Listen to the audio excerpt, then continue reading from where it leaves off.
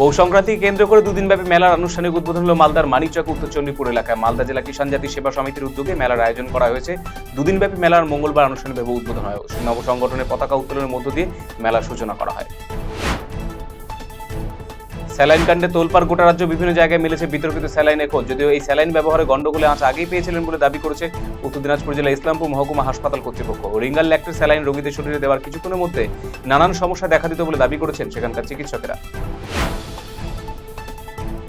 আচমকাই বন্ধ পূর্ত দপ্তরে পানীয় জল পরিষেবা। পানীয় জলের দাবিতে পথ অবরোধ করে বিক্ষোভে সামিল এলাকাবাসীরা। ঘটনায় ঘিরে চাঞ্চল্য মালদা চাঁচল 2 নম্বর ব্লকের মালতীপুরে হরিশপাড়া। জানা গিয়েছে দিন সকাল থেকে জল সরবরাহ বন্ধ এলাকায়।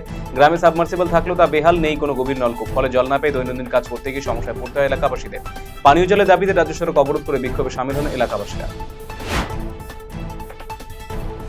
ফরসরা ব্যাডমিন্টন অ্যাসোসিয়েশনের উদ্যোগে এগ্রিনেশন ইন্টারস্টেট ব্যাডমিন্টন টুর্নামেন্টের আয়োজন করা হলো মঙ্গলবার দিন ডালখোলা ফরসরায়। টুর্নামেন্টে বিভিন্ন রাজ্যের 34টি দল অংশগ্রহণ করেছিল। উল্লেখ্য, প্রতি বছর এই টুর্নামেন্টের আয়োজন করা হয়ে থাকে মূলত যুব সমাজের মধ্যে ব্যাডমিন্টন খেলার প্রতি উৎসাহ বৃদ্ধি করতে। বিগত 4 বছর ধরে এই টুর্নামেন্টের আয়োজন করা হচ্ছে। এদিন টুর্নামেন্টে বিশেষ আকর্ষণ ছিল ডালখোলা থানা এবং গোয়ালপুকুর থানার প্রীতি ম্যাচ। ধর্ষণের অভিযোগে অভিযুক্ত রাজগঞ্জ থানার সেকেন্ড অফিসার সুব্রত গুণকে গ্রেপ্তার করে আদালতে তুলল জলপাইগুড়ি মহিলা থানা পুলিশ। মঙ্গলবার জলপাইগুড়ি জেলা আদালতে তোলা হলো বিচারক ধৃত পুলিশ অফিসারকে 14 দিনে জেল হেফাজতে রাখার নির্দেশ দিয়েছেন। অন্যদিকে এই ঘটনায় ধৃত পুলিশ অফিসার সুব্রত গুণের দাবি তাকে ফাঁসানো হয়েছে। গত শুক্রবার রাতে শিলিগুড়ি মহিলা থানায় শিলিগুড়ি বাসিন্দা এক মহিলা সুব্রত গুণের বিরুদ্ধে ধর্ষণের অভিযোগ দায়ের করেন।